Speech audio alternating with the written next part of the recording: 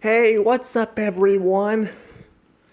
I am back to do another review. I'm gonna be looking at something special, which is something that I've been kind of looking forward to, kind of not for a long time. But before I get into the review, please hit that like button and subscribe for more videos and content. Hoping to eventually hit 1K subs in the future. I'm not even close to it right now, but thank you guys for the people who are supporting my channel by subscribing to it. It really helps me out a lot. And at the end, I'll be talking about something too that's happened too, which not surprised, but I'll be talking about it anyway, just because. But I'll be talking about a little bit of it at the beginning of the video, but but I won't be talking about the whole thing until the end. But anywho, without any further to do, let's go ahead and get into the review, which is Blue's Clues: A Big City Adventure. I gotta say, I like Blue's Clues. Hate me all you want, or not hate me all you want. It's more so call me a baby all you want, or whatever. But I like Blue's Clues. I like the original show. I thought it was really good. Sure, it got bad. Well, it didn't get terribly bad, or it wasn't hard to watch, but it got really lazy as the time went on, and it just got kind of bad. It wasn't terrible though or anything. The show started hitting that seasonal rot thing, and but it got canceled in 2006. There was a spin-off. There was actually a couple spin-off shows. There was Blue and her baby brother in Blue's Room. But then Blue's Clues went silent for a long time, and it went silent for a long time.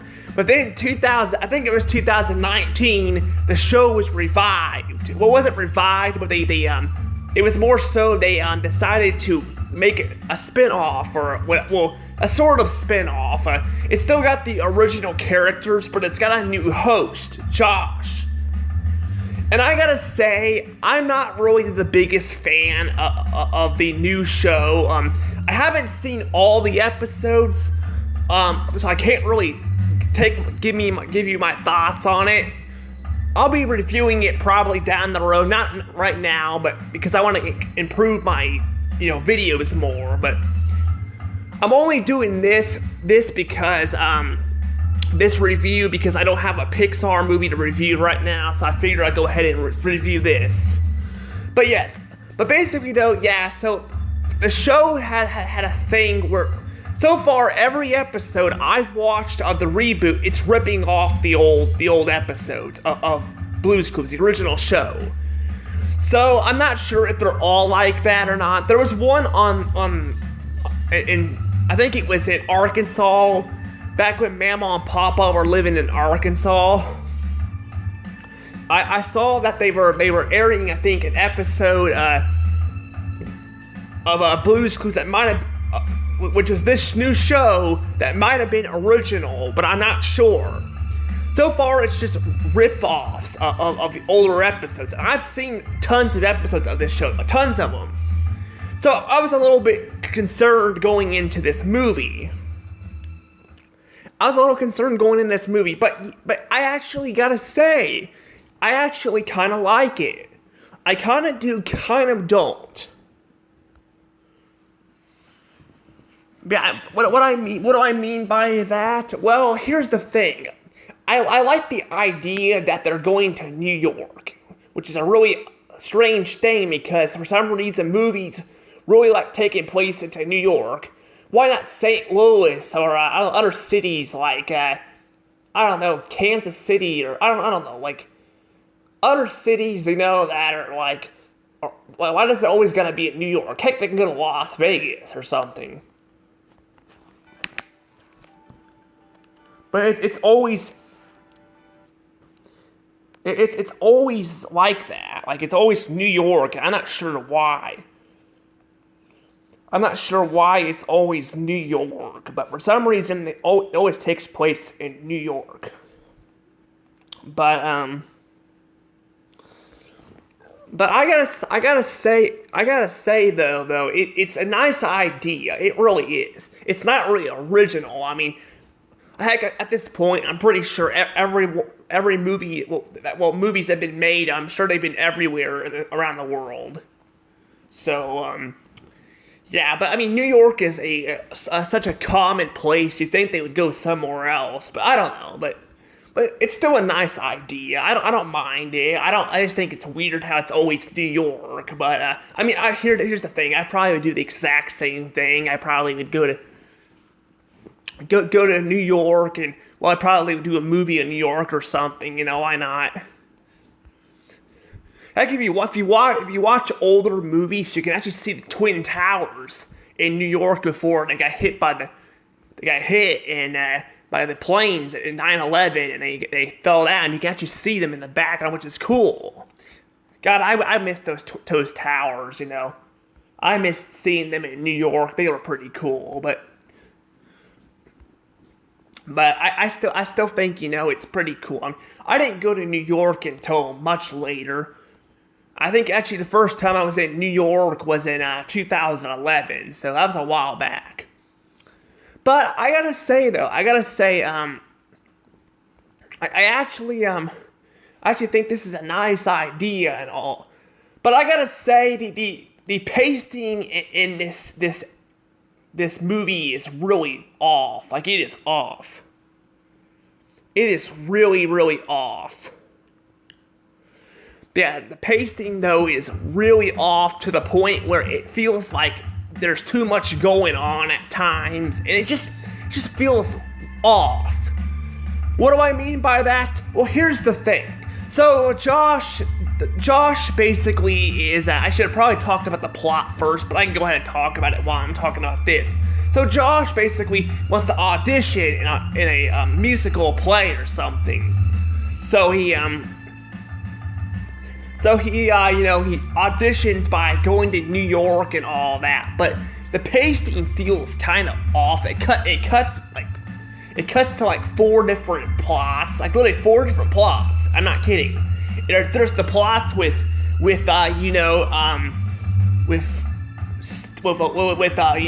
his name? Oh yeah, Josh himself, in New York, and then there's the plot where Mr. Salt and Tickety and Slipperty are going to give the notebook to Josh, and then there's also another plot with Rainbow Puppy, which I gotta say, Rainbow Puppy, I'm gonna talk about her in a second. I'll talk about her in a second, but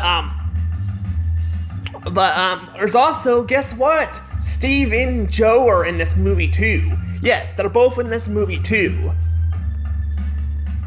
They're both in the movie as well, which is really cool. I gotta say, it's really cool. However, all 4 of these plots are there's like a lot of plots going on to the point where the movie feels like the pacing is off, and because they gotta keep cutting back and forth to all these plots, and it adds up at the end. They all meet each other and all that, which is cool. I like that.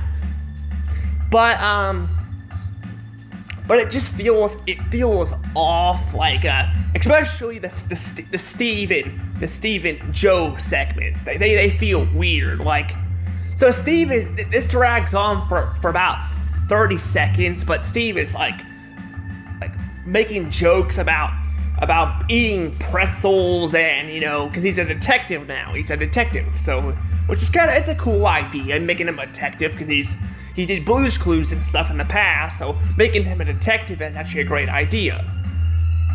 However, they drag it on way too long with him eating a pretzel, and then they gotta make the same joke 3 times about him eating food and end up forgetting. He ends up eating food, and he forgets about the whole plot with figuring out how to, send a message to Josh and all that. So that goes on for about a minute, or not a minute. It's for about 30 seconds, but still goes on for too long with the jokes repeating themselves. It's fine for was fine at first, but then they gotta continue to repeat the plot and all that, and they gotta repeat the plot, and it just gets kind of annoying after a while. And then they go to meet Joe, and it takes them like 30 more seconds just to add to the plot of making balloons. And I'm shouting at my TV. I'm not really shouting at it, but I'm like, dude, just tell your brother Joe that make balloons for a message instead of dragging the conversation out where it feels like it's dragging on for a while. I mean, they kind of do that. Which is really kind of a shame. I'm like, why didn't Steve just tell Joe to make a message for balloons instead of hitting at him what to do? Like, imagine me. Let's pretend this. Imagine me making a gift card or a present for a friend or something. You know, let's pretend that I make a present want to make a present for my friend. I want to go to a store. And I have a friend or a cousin or whatever at a store, and I'm trying to make a present for them. And I just go and explain not really explain what I want, but more so hint at what I want instead of explaining it, because that doesn't make any sense. So I'm trying to have them make a present for me and for my friend, and I make the present. Well, I make the present by explaining, by hinting at them, like giving them clues and stuff, by hinting at them what I want instead of telling them what I want. That just doesn't make any sense. That's exactly what they do with Steve and Joe. But it's not frustratingly awful, but it is frustrating at times. It really is. And then we got the Josh segments. Where they where I feel like it's kind of weird where he's talking to objects. It's fun. It's funny at first. It is. But then they keep doing it. They keep making them talk to objects that can't talk to them. It's obvious that they don't speak. It's obvious. But for some reason they continue making the same joke throughout the entire movie when it shows Josh talking to random objects. Like a lunatic.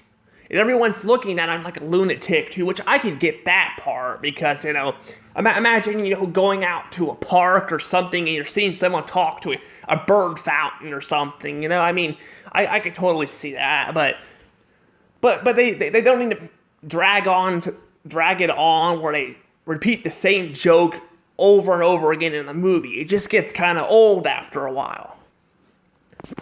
And then, there's Rainbow Puppy. Remember Rainbow Puppy? Probably not, because she's a character that did not exist in the original show.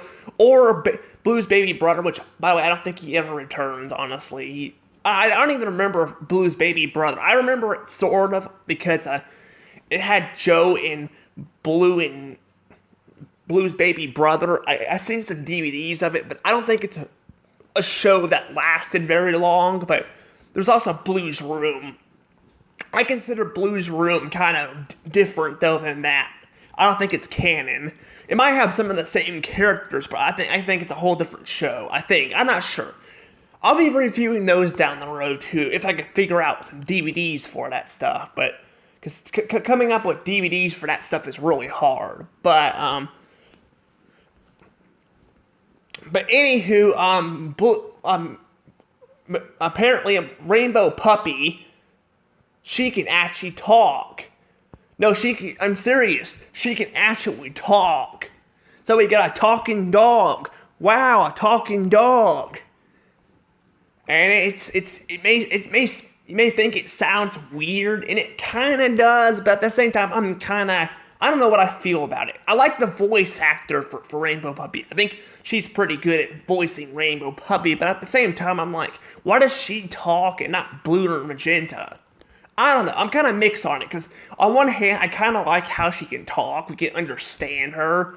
But on the other hand, I kind of like just having the dogs just say ba ba ba ba ba ba, boop. Just saying that. Because I mean that's kind of what makes Blue and Magenta sound so iconic. They sound weird, but it sounds good. So having the animals talk like that is just weird. But I don't know. It was weird how they had I don't know, like the animals talk like in the show and all that, like, but Blue can't talk and Magenta can't talk. But Blue and Magenta are dogs, and Periwinkle and Baby Bird are all animals, but they're different species of animals. However, Rainbow Puppy is a dog just like Blue and Magenta, so I don't get that. Maybe in the show they explain it, I'm not sure, because I heard Rainbow Puppy was a thing. I kind of forgot she was a thing. I kind of forgot about that, but I do like her design. I like rainbows. I like them. I've got tie-dye Crocs. They're not really a rainbow, because tie-dye is a different, kind of coloring, but look. But I do like Rainbow Puppy's design. I think it looks pretty good. Speaking of designs, though, I'm going to stop with the plot right now and talk about the animation. Because animation, oh my goodness, the animation on these characters looks way off. It looks way off. It looks way off to the point where, it just feels weird looking. For example, Mr. Salt, Mrs. Pepper, look weird in CGI. Now, I know in the original show, all the characters were CGI. Well, not all of them, but a lot of them were CGI. But in this show, they look really weird looking. They look weird, and with the rosy cheeks and all that, they just look weird. I don't really like the designs. I'm not gonna lie. They're not hideous looking. They're not like Hoodwink or Hoodwink 2. If you guys don't know what those movies are, they're basically they have a bunch of fairy tales and all that. They're movies about a wolf and a grandma and Red and Riding Hood all being police officers and stuff or something like that. They get framed in the first movie, but the second one, they're police officers. I know I'm kind of referencing something that doesn't probably make sense, but the animation in that one is, ugly to look at. It's not ugly to look at here. It just looks off. It looks off. It does look kind of off and all that, but I don't think it's hideous or anything, but I prefer the original animation style. However, I don't know if the cartoon, the original show, the animation changes up. Depending on where they're at, it changes up. I'm not sure if it does that in this show too or not, because this is only the movie, and they take place in New York, which is mostly live action, so I'm not sure if the animation changes where they're at. But I know in the original show, the animation changed depending on what location they were at, because a lot of times, Blue's Clues, they would skidoo into a painting or book or a poster or something they would skidoo into, and the animation would be different depending on where they went to, which made the show really unique. I'm not sure if it's like that in the reboot or not. I'm not sure, but yeah, the character designs do look off. Like I mentioned, they don't look as bad as Hoodwink 1 and 2, where the animation looks ugly, but they don't look great either. They look off, and I definitely don't think they look the best. But also something worth noting too about this is that the voice actor for Blue actually returns for the reboot in this movie too. So she returns to voice Blue. I think Magenta too.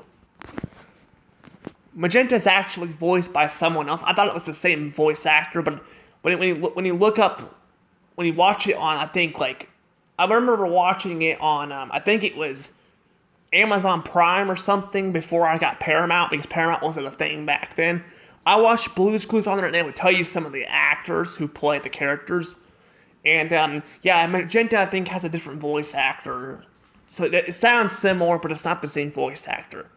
It probably sounds similar because all they say is ba ba ba ba ba ba. But that's what makes their language so unique. You can make it very unique. I mean, that's why Star Wars probably did so well because of the different languages.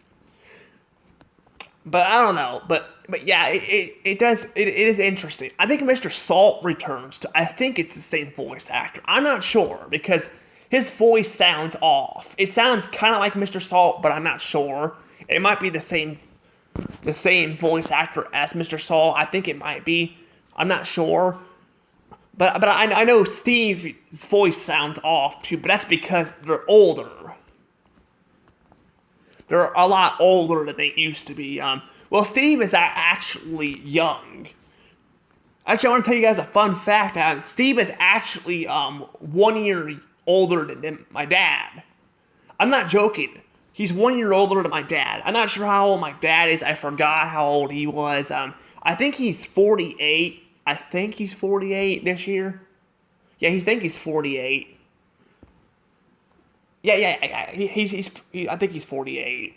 And Steve, I think, is 49. So I think he's literally one year off, which is really interesting.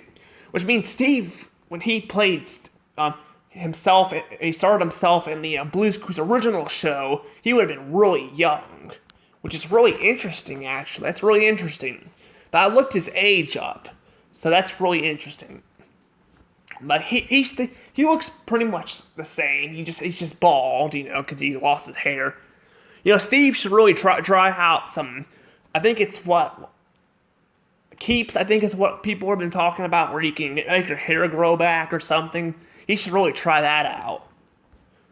If he doesn't like being bald, that'd be a good idea. But I'm not sure. But back to the whole plot of the movie. Yeah, the plot of the movie is it's good. Yeah, it's definitely not great. Like I mentioned, some scenes drag on way too long, and seeing Josh constantly talk to objects that they don't have faces just gets kind of old after a while. But otherwise, it's pretty good. I like how they actually meet Rainbow Puppy, and I gotta say this real quick. I did a trailer reaction to this movie. I forgot to mention that when I was talking about Rainbow Puppy. And I found I kind of heard it a little bit, her speaking. I heard her speaking in the trailer a little bit when I was watching it. Not very well because I had the phone really down so I could capture the footage. But it got copyright claimed. Fortunately, got copyright claimed. Which I'll be getting to that towards the end of the video. I'll be getting to that. Because, yeah, I got copyright claimed and all that. I'm going to tell you guys some stuff, too, what I'm going to probably be doing, though. But I'll get back to the whole plot, though. Yes, the plot ends up, all four plots add up. Mr. Salt's plot is kind of short. It doesn't last very long. So they're not cutting back and forth with four different plots at once for a long time. But they are doing three for most of the movie, and it does kind of affect the movie a little bit. But the music numbers are really good. They're really catchy. I really like them. And this is someone that's not really a big fan of Josh singing in Blue's Clues, because what I've seen, I haven't seen the show in a while, but whenever he sings, he's too expressive. I think he's trying too hard, and it just sounds off. I don't know, maybe it's just my opinion. Maybe people like his singing, but I don't mind his singing in this movie. I think it's really awesome. But when he's just singing like we just got a letter and we just figured out Blue's Clues, it just sounds like, it sounds off. It sounds really off. Like he sounds like he's putting too much effort in it, and which is good. I mean, you want to do your best when you're voice acting. When you're singing and all that. But when Steve and Joe did it originally, it didn't sound expressive. It make it more sound like a musical. See, like, for example, in the original show, they also had a movie, too, which is kind of like this movie here, where Steve and all the other characters sing. But that was okay, because they were actually singing. I feel like, like when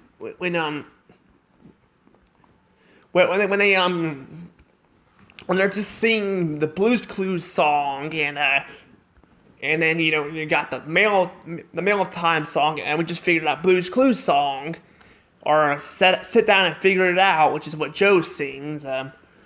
It sounds like like they're not really singing. They're just singing, but I don't know how to word it. It's just they're not as expressive when they're singing it. Because it's not really a musical. When they actually do a musical, like in Blues Big Musical, which is the first movie from the original show, they actually sing, which makes sense because you want it to sound really good.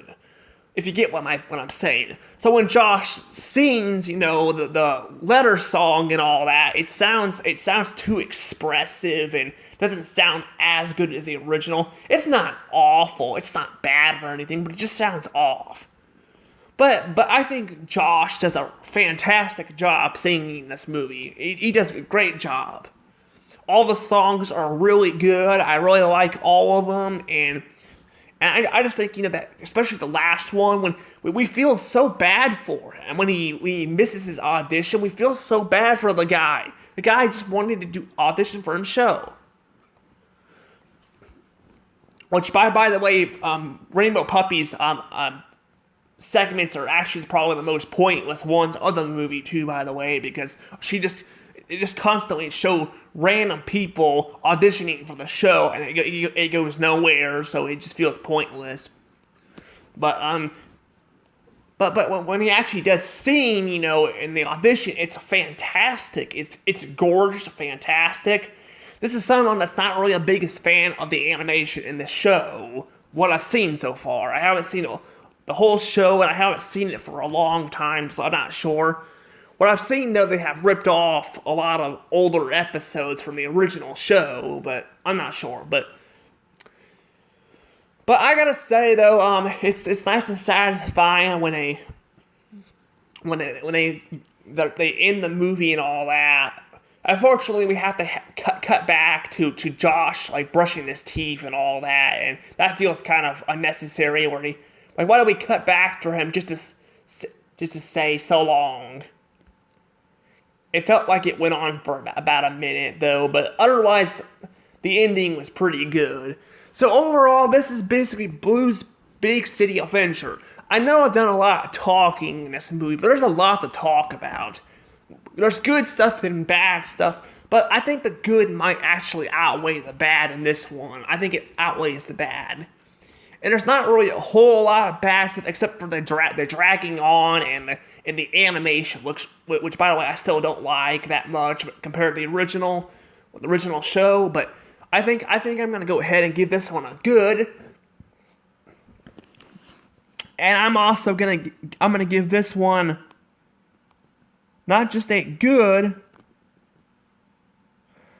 but I'm also gonna be giving this one 73 points.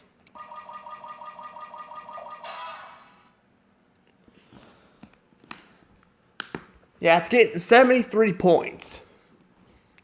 This show, this movie is pretty good, but it drags on a lot, and the animation's not really the best. The animation, probably, if it was just the animation that was the problem, I probably would give it a 80-something point system, but because it drags on too, I feel like I have to give it 73. But this film's still pretty good. I'm glad they brought back Joey and Steve for this movie. I really like that. That's the highlight of the movie. Even though their scenes are pointless too, they're not as pointless as they at least add something to it. They try to find Josh and all that, while Rainbow Puppy's scenes are absolutely garbage and pointless because it's just her constantly having people audition for the show and it doesn't go anywhere. But everything else seems to be okay. I mean, yeah, some scenes do drag on, like I mentioned. But overall, though, I think this film's pretty good. I'm not sure what other people think of it, but I think it's good. I think it's good, not great. It's definitely a low good, almost a meh. But I think the music really hot. It's really the highlight of this movie. It's really good. Probably not as good as the original Blues Clues movie, but still really good. I will always prefer the original Blue's Clues movie though over this one. I'll probably review it even down the road. Not right now, but down the road and tell you guys why it's good. But anywho, before I let things go, I need to talk about the whole copyright problems. See, you guys know what, this is why I don't, I'm not, like, showing clips off of that, and I don't know how to do it, but when I make videos, I just show images and all that, and not clips, because I don't want to deal with my videos getting copyrighted. So I did a reaction to the trailer, I stopped it and everything, and it still got copyrighted. I could probably fix it, but I'm scared to. I don't want to get in trouble. Because all I was doing was reacting to a trailer. I wasn't, like, doing anything wrong, I was just reacting to a trailer. So yeah, but I'm gonna try to do the Pixar movie, the Elemental one, pretty soon too. I'll try to do that one. Hopefully it does fine. But I don't know what to say about that. I'm gonna be doing that Elemental one later today, but I don't know. I don't want to get in trouble and all that. I'm trying not to steal people's ideas and all that.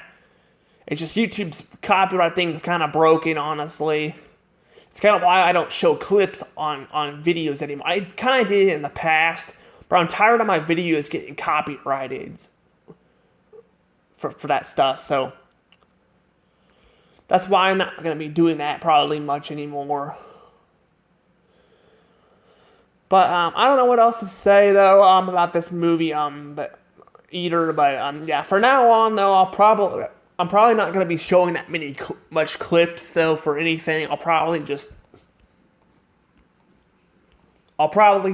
still try to do some trailer reactions, but I'm probably done with Blue's Clues because if there's any more Blue's Clues movies or Paramount movies in general, I'm not probably going to do a trailer reaction. Just because I don't want Paramount being up my butt about it. But I don't know though, I don't know what to say. I guess I hope you guys enjoyed this video, and hopefully later I can do a reaction to the Elemental trailer. I already watched a little bit of it at the beginning of it, but I didn't watch any of the characters speaking. So I watched like about 10 seconds of it, and I decided to stop so I can react to it. But otherwise, I don't know what else to say. I'm probably going to go ahead and let things go. See you guys later. Bye-bye.